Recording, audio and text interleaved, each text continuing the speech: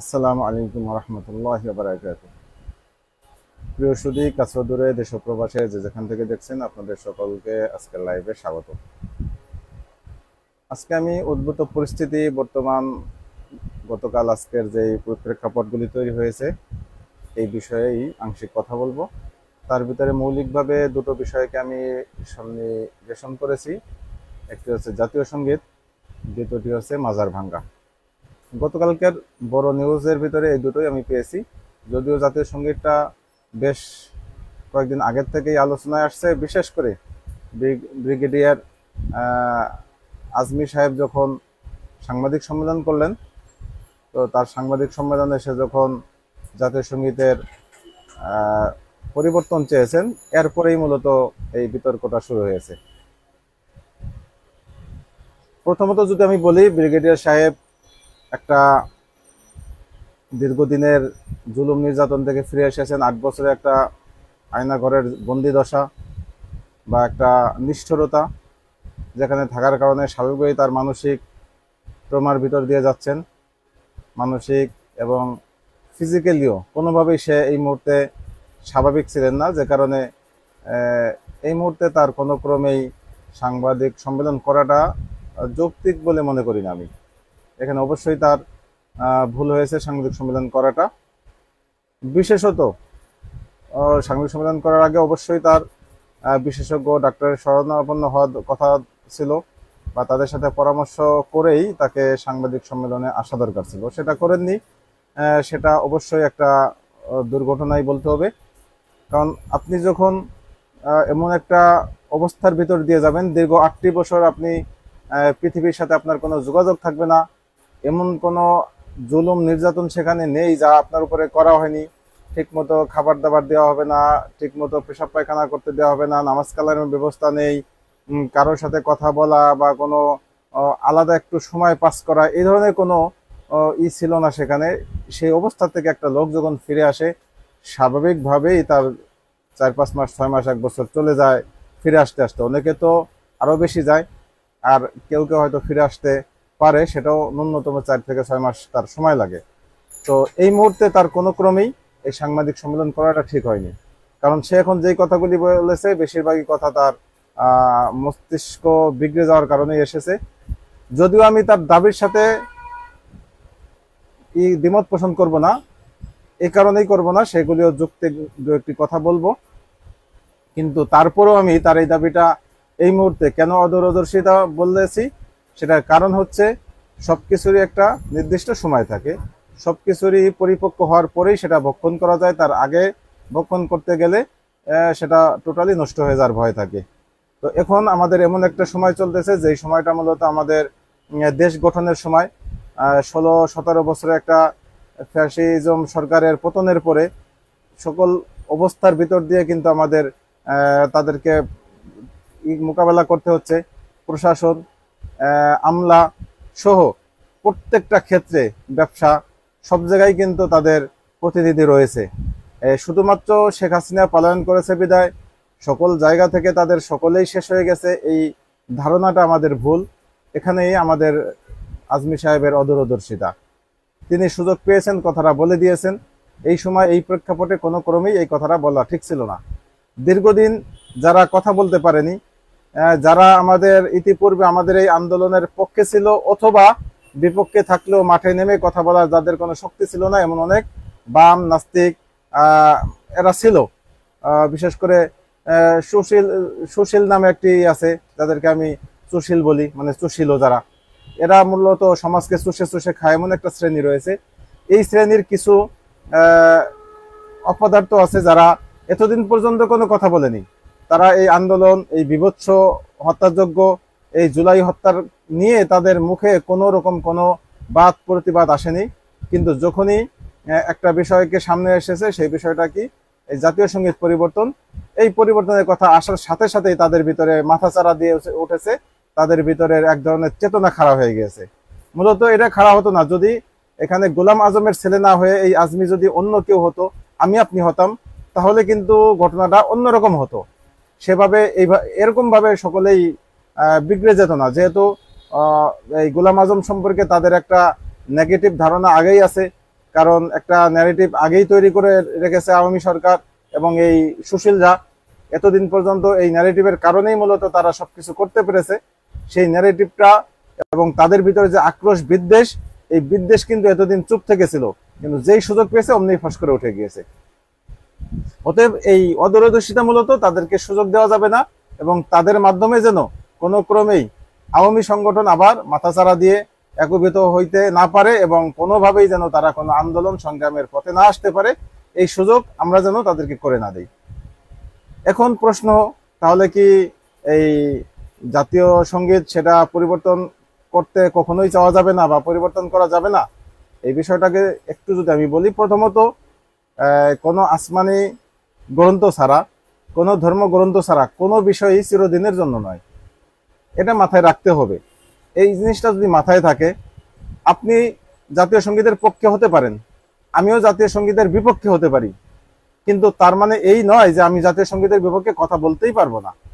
কথা বললেই আপনারা হুড় হুড় করে উঠবেন, কথা বললেই আপনারা আমাদের কণ্ঠ রোধ করে ধরবেন, সেটা আবার ঠিক নয়। এখানেই সমস্যাটা। আপনারা আপনাদের পক্ষ থেকে যৌক্তিকভাবে আলোচনা করতে পারেন, আমরা আমাদের পক্ষ থেকে সেটার যৌক্তিক একটা সমাধান আমরা দিতে পারি বা আলোচনা করতে পারি। আলোচনারা শেষে গিয়ে প্রয়োজনে জনমত গঠন করে, জনমত যদি আপনাদের পক্ষে বেশি হয় তাহলে এটা পাল্টাবে না স্বাভাবিকভাবেই, আর যদি জনমত পাল্টানোর পক্ষে বেশি হয় তাহলে এটা পাল্টানোটা স্বাভাবিক বিষয়। প্রথমেই ধরে নিতে হবে যে দেশের কোনো বিষয় চিরস্থায়ী নয়, যে কোনো মুহূর্তে যে কোনো পরিস্থিতি সেটা পরিবর্তন, সংযোজন, বিয়োজন অনেক কিছুই হতে পারে। এখন আমি কেন এই জাতীয় সঙ্গীত পাল্টানোর পক্ষে, যদিও এই মুহূর্তে এই প্রসঙ্গটা টানাটা ভুল সেটা আমি বলছি। আজমি সাহেব এই মুহূর্তে অর্থাৎ এই উদ্ভূত পরিস্থিতিতে এখন এসে তার এই দাবিটা করা সঙ্গত হয়নি, এই সময় চুজ করাটা তার ঠিক হয়নি, বাট প্রসঙ্গটা কিন্তু আমি অঠিক বলছি না। আমি মূলত এই জাতীয় সঙ্গীত আমি নিজেও এটার পাল্টানোর পক্ষে। আমি এখন যদি আপনাদেরকে এই জাতীয় সঙ্গীতের উপরে একটা নিউজ পড়ে শোনাই, তারা যে ব্যাখ্যা করেছে এবং তারপরে আমি কিছু ব্যাখ্যা করব, তাহলে হয়তো বিষয়টা আরো ক্লিয়ার হবেন। বর্তমানে এই জাতীয় সঙ্গীত নিয়ে সাধারণত যারা জাতীয় সঙ্গীত পাল্টানোর বিপক্ষে বা এই রবি ঠাকুরের এই গানটাকেই তারা জাতীয় সঙ্গীত চিরদিন বা চিরজীবন রাখতে চান, তাদের যে ব্যাখ্যাগুলি বা বক্তব্যগুলি আসে সাধারণত এর ভিতরে কিছুটা এসেছে। এই জন্যই আমি এই বক্তব্যটা একটা zoomBangla.com একটা পত্রিকা, সেখানে শিপন আহমেদ একটা নিউজ করেছে, জাতীয় সঙ্গীতে বাংলাদেশ নয় বাংলা কেন, এই হচ্ছে হেডলাইন। আমি কোড আনকোড যদি পড়ে শোনাই, বাংলা আর বাংলাদেশ নিয়ে তর্ক শুরু হয়েছে বাংলাদেশের জাতীয় সঙ্গীত নিয়ে। আমার সোনার বাংলা নামে যে জাতীয় সঙ্গীত আমরা গেয়ে থাকি তাতে বাংলাদেশ নাই, বাংলাদেশ স্বাধীন হওয়ার সময় এটা লেখা হয় নাই। এটা লেখা হয়েছে 1905 সালের বঙ্গভঙ্গকে কেন্দ্র করে। আমাদের জাতীয় সঙ্গীত যিনি লিখেছেন তিনি একজন হিন্দু, তিনি হিন্দু ধর্মের দেবী মা কালীকে উদ্দেশ্য করে সঙ্গীতটি রচনা করেছেন। এরকম নানান যুক্তি উপস্থাপন করেছেন অনেকে, যারা এ ধরনের কথা বলছেন তাদের জ্ঞানের পরিধি আমরা খুব সহজে অনুমান করতে পারি। আসুন আমরা যুক্তির মাধ্যমে বিষয়টা ব্যাখ্যার চেষ্টা করি। উনি যুক্তি দিচ্ছেন, আমি আবার ওনার যুক্তির পরে কিছু কথা বলবো। প্রথমত, বাংলা বলতে বিশ্ব যাকে চিনে সেটা কিন্তু কলকাতা নয়, সেটা বাংলাদেশ। এটা হচ্ছে ওনার প্রথম ব্যাখ্যা। ওই যে বাংলা এবং বাংলাদেশ নেই কেন, কিন্তু এই কথার পরিপ্রেক্ষিতে আমি বলবো যে এই বাংলা বলে উনি যখন লিখেছেন তখন বাংলাদেশের কোনো অস্তিত্ব কিন্তু ছিল না। অতএব আপনি পরে কি বুঝতেছেন, পরে কিভাবে কি আসতেছে সেটা মুখ্য বিষয় না। বিষয়টা হচ্ছে এই গানটা কি কারণে লেখা হয়েছে, কাদের উপরে ভিত্তি করে লেখা হয়েছে, কোন প্রসঙ্গে লেখা হয়েছে। এটা শুধুই মাত্র ওই বাংলাকে যেন বিভক্ত না হয়, বিভাজন তৈরি না হয়। যখন এই 1905 সালে যখন এই বাংলাদেশের এই অর্থাৎ পূর্ব বাংলা এবং পশ্চিম বাংলা, কলকাতা ওই এলাকা সহ এই দুই বাংলার ভিতরে আনুপাতিক হারে পূর্ব বাংলায় মুসলমানদের আধিক্য এবং পশ্চিম বাংলায় হিন্দুদের আধিক্য, যেহেতু দুই বাংলায় দুই রকম, তখন মুসলমানরা সমাজে একেবারেই অবহেলিত ছিল। চাকরির ক্ষেত্রে পিয়ন পোস্ট ছাড়া আর কোনো পোস্টেই তাদেরকে নিয়োগ দেওয়া হতো না। শিক্ষা প্রতিষ্ঠানে মুসলমানদের ছেলেদেরকে ভর্তির ক্ষেত্রে প্রচন্ড বাধা সৃষ্টি করা হতো। মুসলমানদের সাথে ছেলেদের সাথে হিন্দুদের ছেলে মেয়ে তারা একসাথে পড়ালেখা করতে মানে অনীহা প্রকাশ করত। এভাবে পদে পদে যখন মুসলমানরা বঞ্চনার শিকার, তখন তাদের ভিতরে চিন্তা চেতনা আসলো যে আমরা এই বঙ্গকে ভেঙে আমরা আলাদা হয়ে যাব, তাহলে অন্তত এই বঞ্চনার শিকার আমরা হতে হবে না। এটা ছিল মূলত ইংরেজদের আমাদের শেষের দিকের ঘটনা। তো তখন 1905 সালে এই বঙ্গভঙ্গের রদ করতে গিয়ে কেন রদ করতে চেয়েছিলেন সেই বিষয়টা যদি আমরা একটু ইতিহাস থেকে জানার চেষ্টা করি, তাহলে দেখি যে মূলত রবি ঠাকুর তার পরিবার ছিল জমিদার বংশ। তারা মূলত মানুষের রক্ত চুষে খেত, মানুষ থেকে ট্যাক্স, কর, খাজনা এগুলি উঠিয়েই তারা চলতো। তো যেহেতু তাদের এই পূর্ববঙ্গেও তাদের জায়গা সম্পত্তি অনেক ছিল, এখন যদি ভিন্ন হয়ে যায় এইখান থেকে তাদের ট্যাক্স উঠানো কষ্ট হবে, বা তাদের উপরে ওনাদের যে নিয়ন্ত্রণ বা ওনাদের যে জুলুম অনাচার এগুলি তারা প্রতিষ্ঠিত রাখতে পারবেন না। এই একটা ভয়ের থেকেই মূলত ওনার ভিতরে কাজ করেছে যে বঙ্গকে কোনো ক্রমেই ভাঙ্গা যাবে না। সে কারণেই উনি মূলত এই বঙ্গভঙ্গ রদ করার ইচ্ছাতেই মানুষেই সে এই গানটা গিয়েছেন, এই গানটা সে রচনা করেছেন। তাহলে এটা তারা কি বুঝলাম, যদি তখন সেদিন বঙ্গভঙ্গ না হতো তাহলে কিন্তু এই বাংলাদেশ নামের দেশই রচিত হতো না। যেই বঙ্গভঙ্গ রদ করতে গিয়ে তিনি যেই গানটা লেখলেন, যেই গানটা বাস্তবায়ন হলে বাংলাদেশই আমরা কখনো দেখতাম না, সেই গান কিভাবে বাংলাদেশের জাতীয় সঙ্গীত হয়। 2 নম্বর উনি বলছেন বাংলা এখন আন্তর্জাতিক ভাষা, সেইটাও বিশ্ব কলকাতার বাংলাকে নয়, বাংলাদেশের বাংলাকে বোঝায়। এটা মূলত কলকাতার বাংলা, তাদের আলাদা কোনো রাষ্ট্র নেই। তাদের যেই রাষ্ট্র সেই রাষ্ট্রের প্রধান ভাষা হচ্ছে হিন্দি, সে কারণে। কিন্তু বাংলা বলতে যে শুধু বাংলাদেশের বাংলাকেই বোঝায় বিষয়টা তা নয়। বাংলা তো কলকাতার বাংলাও বাংলা, আমাদের বাংলাও বাংলা। শুধু বাংলাদেশের বাংলাকেই বোঝাবে বাংলা ভাষা বলতে সেটা নয়। তবে আন্তর্জাতিক মাতৃভাষা সেটা মূলত 52 আন্দোলনের কারণে হয়েছে। সেই আন্দোলনটা যেহেতু বাংলা কেন্দ্রিক, বাংলাদেশ কেন্দ্রিক হয়েছে, এই কারণে এই ভাষাটা মূলত এই দিবসটা বাংলাদেশের জন্যই। যেমন আমাদের বাংলাদেশে তো আরো অনেক 26শে মার্চ স্বাধীনতা দিবস, 16ই ডিসেম্বর বিজয় দিবস, এই দিবসগুলি তো অন্য কোনো দেশের সাথে সম্পৃক্ত না। 15ই আগস্ট আমাদের দেশে এতদিন শোক দিবস পালন করা হয়েছে, অথচ ইন্ডিয়াতে সেটা স্বাধীনতা দিবস পালন করা হয়েছে। অতএব প্রত্যেকটা দেশের আলাদা আলাদা বৈশিষ্ট্য থাকবে, তাদের আলাদা আলাদা দিবস থাকবে। সেই দিবসটা আরেক দেশের সাথে সম্পর্কিত হওয়ার তো কোনো সুযোগ নেই।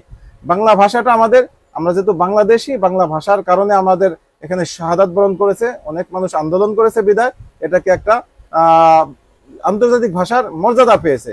সেই ভাষা আন্তর্জাতিক ভাষা মর্যাদা পাওয়ার কারণে এখানে আপনি কোনো ক্রমেই বলতে পারেন না যে কলকাতার বাংলাকে আপনি বাদ দিয়ে দিবেন, বা কলকাতার মানুষ তারা বাংলায় কথা বলতে পারবে না, বা কলকাতার মানুষও এই ভাষা আন্দোলনের যে দিবসটা সেটা পালন করতে পারবে না। বিষয়টা তা নয়।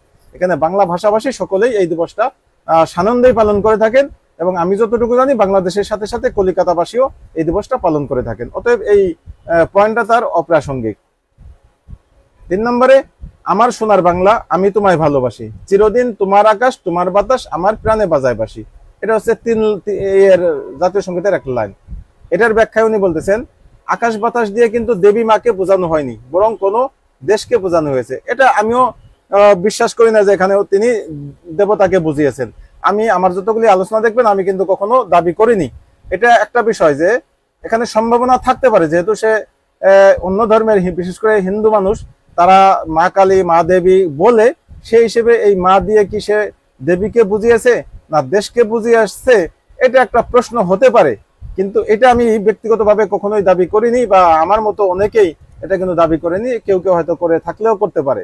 তো এই দাবিটা আমার না, যে কারণে এটার ব্যাখ্যা আমার দেওয়া লাগে না। তবে সুযোগ থেকে যাবে, যেহেতু এখানে সে মা কে সেটা সে ক্লিয়ার করেন নাই। এখানে আপনি ডান বাম দেখে আকপিস দেখে একটা ব্যাখ্যা করেছেন, বস্তুত তার ভিতরে কি ছিল সেটা আপনি নিজেও জানেন না, আমিও জানি না।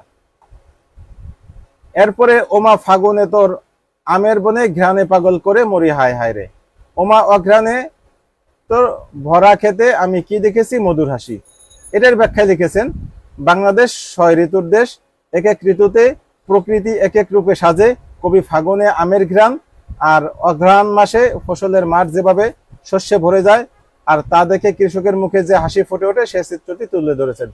নিশ্চয়ই এটা শুধু বাংলাদেশের কালচার না, এটা ইন্ডিয়ারও কালচার, সেম কালচারটাই। অতএব আপনি বাংলা বলে বাংলাদেশকে বোঝাচ্ছেন, এই কথাটা এই লাইনে কোথাও আপনি পাবেন না। এই লাইনের ভিতরে আপনি মূলত এখানে পশ্চিমবঙ্গ আসতে পারে, কারণ তাদেরও যেমন কৃষি জমি আছে, আমাদেরও কৃষি জমি আছে, তাদেরও যে ঋতু পরিবর্তন হয় আমাদেরও সেভাবে ঋতু পরিবর্তন হয়। মূলত 6 ঋতুটা শুরু হয়েছে, বা 12 মাস, বঙ্গীয় যে 12 মাস সেটার নামকরণ করা হয়েছে, বা এগুলি সাল গণনা করা হয়েছে আকবরের সময়কাল থেকে, যখন বাদশাহ আকবর সে এই মানুষ থেকে এই উঠাইতো, ফসলি পণ্য দিয়ে সে খাজনা কালেকশন করত, তখন মূলত এই খাজনা কালেকশনের জন্য এই একটা নামকরণ করেছেন, এবং বিভিন্ন সময়ের সাথে সম্পৃক্ত করে এই ঋতুগুলি পরবর্তীতে নামকরণ করা হয়েছে। 5 নম্বর লাইনে উনি বলেছেন, কি শোভা কি ছায়াগো, কি স্নেহ কি মায়াগো, কি আসল বিছায়েছো বটের মূলে নদীর কুলে কুলে।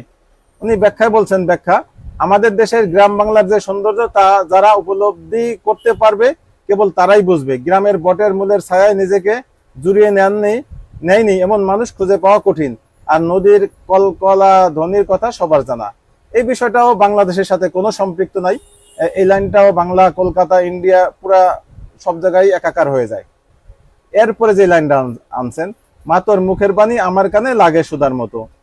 ব্যাখ্যা, পৃথিবীতে যত ভাষা আছে তার মধ্যে মায়ের ভাষা, বিশেষ করে আমাদের কাছে বাংলা ভাষার চেয়ে মধুর কিছু কি আছে? কবি কত সুন্দর করে বলেছেন, এই ভাষা সুধার মতো লাগে, মানে মধুর মতো লাগে। এটা যে কোনো ভাষাভাষী, যারা হিন্দি ভাষা তাদের কাছে হিন্দিটাই এরকম মধুর লাগে, যারা আরবি তাদের কাছে আরবি ভাষাটাই মধুর লাগে, যারা ইংরেজি তাদেরকে ইংলিশ ভাষাটা মধুর লাগে, তেমনি আমরা বাঙালি, আমাদের কাছে বাংলা ভাষাটা মধুর লাগবে, এটা স্বাভাবিক। অতএব এই বাংলাদেশি না বাঙালি এই বিষয়টা এখানেও ক্লিয়ার না, এটা কলকাতার বাংলা না বাংলাদেশের বাংলা। বস্তুত সব জায়গায় কলকাতার বাংলা হবে, কারণ ওই সময় অবধি বাংলাদেশের কোনো অস্তিত্বই ছিল না। 7 নম্বরে, মা তোর বদনখানি মলিন হলে ও মা আমি নয়ন জলে ভাসি। এটা একটা সবচাইতে স্টুপিড লাইন। এই লাইনটাই সবচাইতে আমার কাছে দৃষ্টিকটু মনে হয়েছে। কেন? উনি আগে ব্যাখ্যা কি বলছেন সেটা বলে নেই। ব্যাখ্যা, বাংলাদেশের খারাপ কিছু হলে যে চোখে জল আসে, বুক ফেটে যায়, এটার সর্বশেষ উদাহরণ 24 জুলাই আগস্ট অভ্যুত্থান। উনি এখানে একটু মানে ক্রেডিট নিতে চেয়েছেন, পাম দিতে চেয়েছেন। উনি বুঝাইতে চেয়েছেন যে আমিও এই জুলাই আগস্টের পক্ষের একজন লোক, যদিও এই নিয়ে যারা কথা বলতেছেন বর্তমান তাদের ম্যাক্সিমাম থেকেও ম্যাক্সিমাম তারা কিন্তু ওই ওই ওই ওই ওই দলের, ওই যে সেই কোকাকোলার সেই অ্যাডের মতো ওই দলের লোক। কিছু আছে, না আমি সকলকেই বলছি না, ম্যাক্সিমাম বলছি, কিছু অবশ্যই আছে যারা প্রত্যেক মানুষেরই স্বাধীনভাবে তার মত প্রকাশের সুযোগ রয়েছে, চিন্তা চেতনা করার সুযোগ রয়েছে। আমার বক্তব্য আপনাকে নিতেই হবে, এটা যেমন আমি বিশ্বাস করি না, তেমন আপনি কেন এটা বিশ্বাস করতে হবে আপনাকে যে আপনার জাতীয় সঙ্গীত এটাই রাখতে হবে, আমি এটার বিরুদ্ধে কথা বলতে পারবো না? এটাও আপনার ঠিক না, এটাও আপনার অ্যাগ্রেসিভ একগুয়েমি। এই একগুয়েমি থেকে আপনাকেও বেরিয়ে আসতে হবে, এবং আমাদের ভিতর যারা লালন করেন যে আমরাও আমাদেরটা আপনাদের উপরে চাপিয়ে দেব, সেই অ্যাগ্রেসিভ থেকেও আমাদের বেরিয়ে আসতে হবে। আসলে বাংলাদেশ এটা যেহেতু সার্বভৌমত্ব, জনগণ, সার্বভৌমের মালিক জনগণ, জনগণ ডিসাইড করবে, জনগণ সিদ্ধান্ত নেবে যে আদতে জাতীয় সঙ্গীত পরিবর্তন হবে কি হবে না। আমরা শুধু যুক্তির আলোকে বা ইতিহাসের পাঠ থেকে আমরা ব্যাখ্যা দিতে পারি, আমরা ব্যাখ্যাটা উপস্থাপন করতে পারি। মানা না মানা আপনাদের কাজ, জনগণ সিদ্ধান্ত নেবে। জনগণকে বোঝানোর দায়িত্ব, আমার বক্তব্য আমি বোঝাবো, আপনার বক্তব্য আপনি বোঝাবেন, কিন্তু আপনি আমার বিপক্ষে অবস্থান নিতে পারেন না, আমিও আপনার বিপক্ষে অবস্থান নিতে পারি না। তো মা তোর বদনখানি মলিন হলে ও মা আমি নয়ন জলে ভাসি, এটা স্টুপিড বাক্য কেন বললাম? যে এই বাক্যর ভিতরে মানুষকে কিভাবে অবদমিত করে রাখা যায় সেই কথাটা শেখানো হয়েছে। আমি আক্রান্ত হলে, আমার মা আক্রান্ত হলে আমি সেখানে নয়ন জল কেন ভাসাবো? আমি প্রথম তার আক্রমণকে প্রতিহত করব, আমার মাকে আমি হেফাজত করব, আমার মাকে আমি মাহফুজ সংরক্ষণ করব, এবং সকল নিরাপত্তা দিতে আমি সচেষ্ট থাকব। প্রয়োজনে আমার জীবন বিলিয়ে দিব, আমি আমার মায়ের সতীত্ব, আমার মায়ের হেফাজত করব। ঠিক তেমনি ভাবে আপনি যদি এই দেশকে মায়ের সাথে তুলনা করে কথাটা বলে থাকেন, তাহলেও সেম বক্তব্য।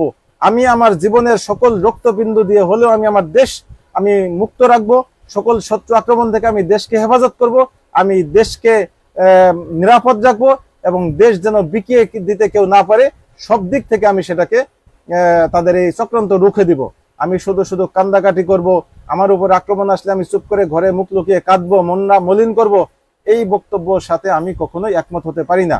এই জন্যই জাতীয় সঙ্গীতের ভিতরে কোনো মানুষকে উজ্জীবিত করার মতো কিছু নেই। এখানে বর্তমানে এই জাতীয় সঙ্গীত নিয়ে যে আমার এত আলোচনা সমালোচনা, তার ভিতরে প্রধান বক্তব্য হচ্ছে এই জাতীয় সঙ্গীতের ভিতরে আমাদের মৌলিকভাবে কোনো চেতনা নেই।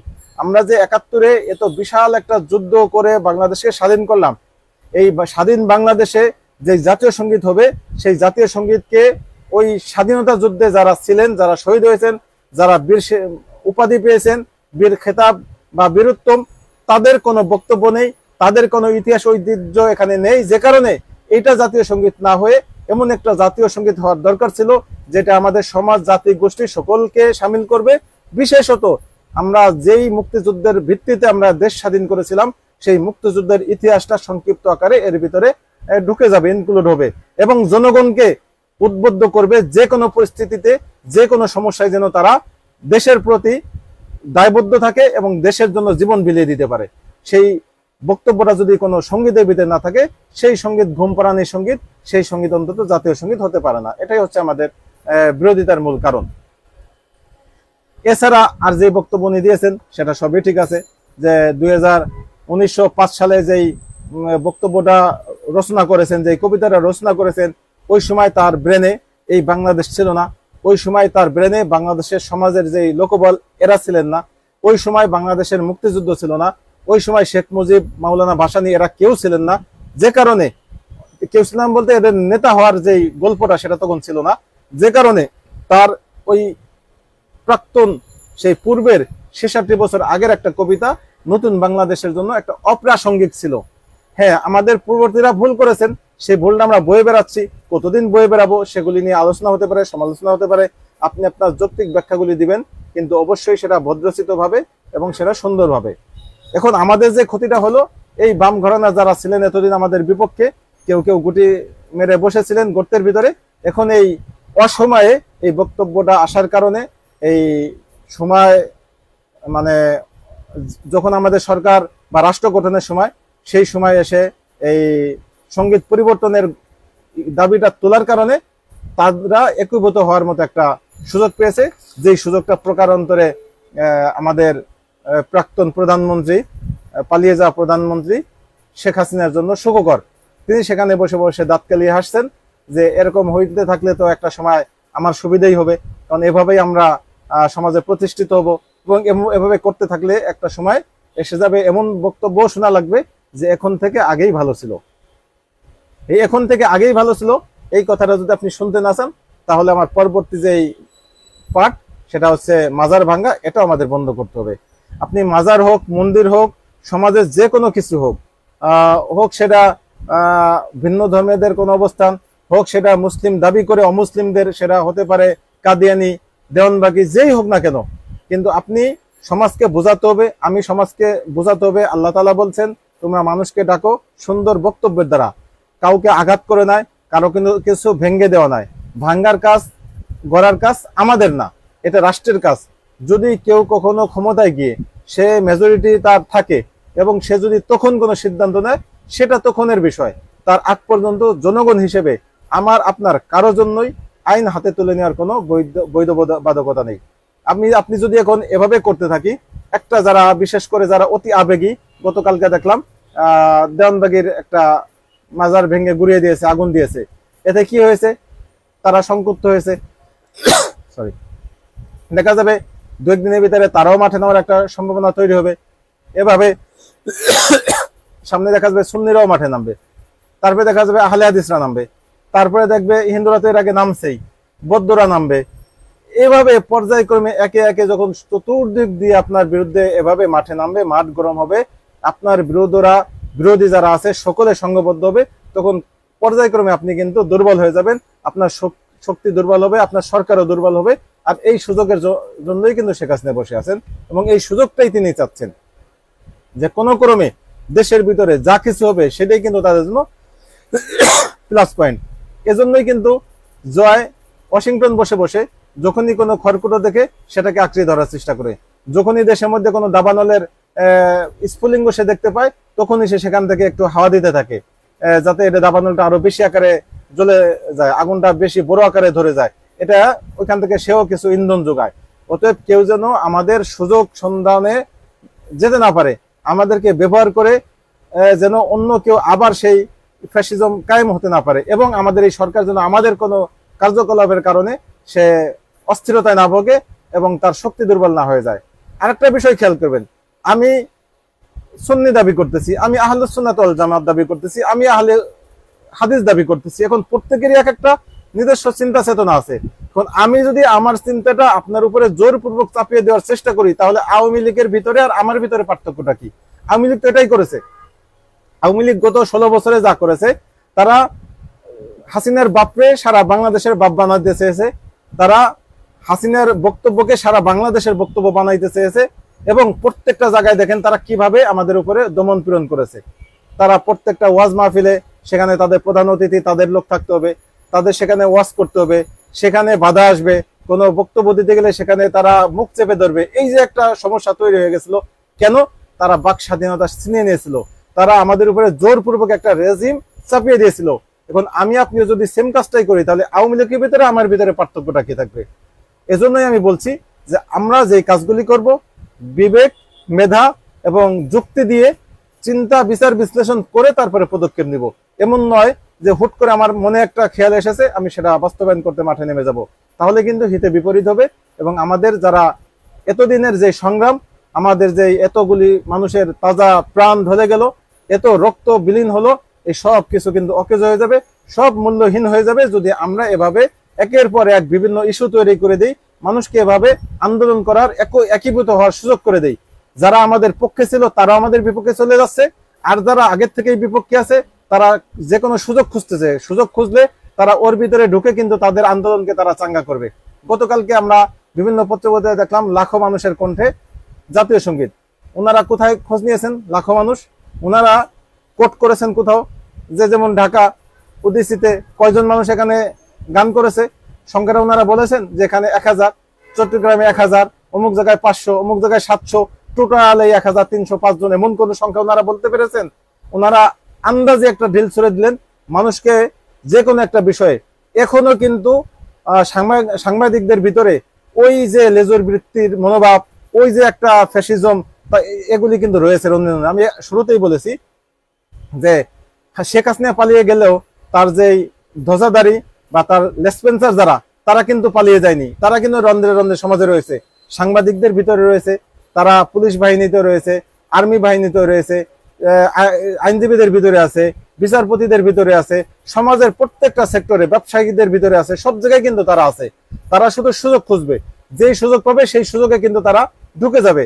এই তাদেরকে ঢুকতে দেওয়া যাবে না, এটাই হচ্ছে আমার মূল বক্তব্য। অতএব আজকের থেকে আমাদের চেতনা হোক, আমাদের দাবি হোক যে আমরা কখনোই জ্ঞাতসারে কোনো সুযোগ তৈরি করব না। কেউ সুযোগ তৈরি করতে চাইলে তাকে আমরা সেখানেই প্রতিহত করব।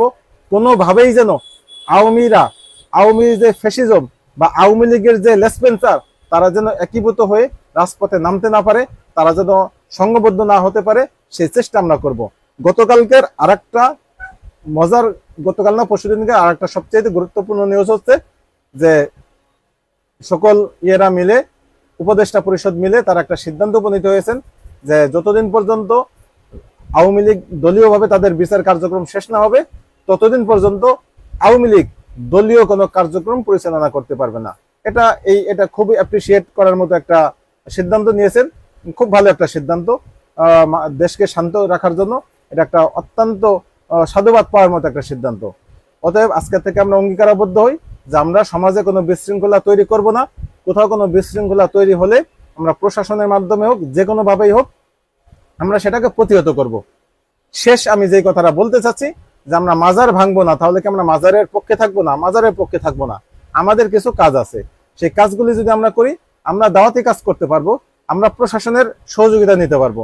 আমরা স্পেসিফিক ভাবে কোনো মাজার সম্পর্কে যদি আমরা জানি যে এখানে গাজার আড্ডা হচ্ছে, এখানে গাজা বেচা কিনা হচ্ছে, আমরা প্রশাসনিক ভাবে সেটাকে আমরা প্রতিহত করতে পারবো।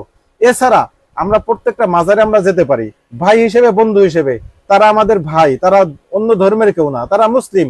আমরা তাদের আন্তরিকতার সাথে নিয়ে গিয়ে যদি তাদেরকে মাথায় হাত বুলিয়ে, বুকে টেনে নিয়ে, পিঠে হাত বুলিয়ে তাদেরকে বুঝাই, ভাই তোমরা ভুল পথে আসো, তোমরা গান বাজনায় আসো, এই গান বাজনাগুলি ছেড়ে দাও, বিশেষ করে বর্তমান পরিস্থিতিতে তোমাদের এই কাজগুলি যাচ্ছে না, তোমরা এটা ছেড়ে দাও, সরে আসো, তাহলে অন্তত তারা কিন্তু সরে আসবে, অন্তত এই কিছু সময়ের জন্য হলেও ছেড়ে দিবে, দেশে একটা স্থিতিশীল পরিবেশ বজায় থাকবে। অতএব আপনাদের কাছে আমার অনুনয় বিনয়, যারা বেশি আবেগী আছেন, আপনাদের এই আবেগটাকে আপনারা বিবেকের সাথে কাজে লাগান, দুইটা সমন্বয় ঘটান, ইনশাল্লাহ এর থেকে দিনের কোনো উপকার হবে। আপনাদেরকে আমি কাজ করতে বন্ধ করতেছি না, কাজ থেকে বেরিয়ে যেতে বলতেছি না, আপনারা কাজটাকে একটু খালি মোটিভটা ঘুরিয়ে দিন। আপনারা মাজার ভাঙ্গার পরিবর্তে মাজারে বোঝানোর চেষ্টা করুন। প্রত্যেকটা মাজারে যারা ওখানে দায়িত্বশীল আছে তাদের সাথে কথা বলুন। ওখানে সকলেই খারাপ নয়, কিছু অবশ্যই ভালো পাবেন, কিছুর মনে অবশ্যই তারা বুঝমান আছে, তাদেরকে বুঝাইলে তারা বুঝবে। আপনার যদি প্রয়োজনে কিছু প্রশাসনিক ব্যক্তিদেরকে নিয়ে সেখানে যান, তাদেরকে দিনের দাওয়াত দেন, তাদেরকে বাস্তবতা বোঝান, বুঝিয়ে চলে আসেন, ইনশাল্লাহ দিন কায়েম হবে, দিন বাস্তবায়ন হবে এবং তারা বুঝবেন। আস্তে আস্তে এভাবেই মাজার কেন্দ্রিক যে সমস্যাগুলি আছে সমস্যাগুলি দূর হয়ে যাবে ইনশাল্লাহ। তো আমি আজকে অনেক লম্বা সময় করে ফেললাম, আর সময় নেব না। আজকের মূল প্রতিপাদ্য হচ্ছে আমরা সমাজের উচ্ছৃঙ্খলা নিজে করব না, কাউকে করতে দেব না। এটাই হোক আজকের অঙ্গীকার। ভালো থাকবেন, আল্লাহ হাফেজ, আসসালামু আলাইকুম ওয়া রাহমাতুল্লাহি ওয়া বারাকাতুহু।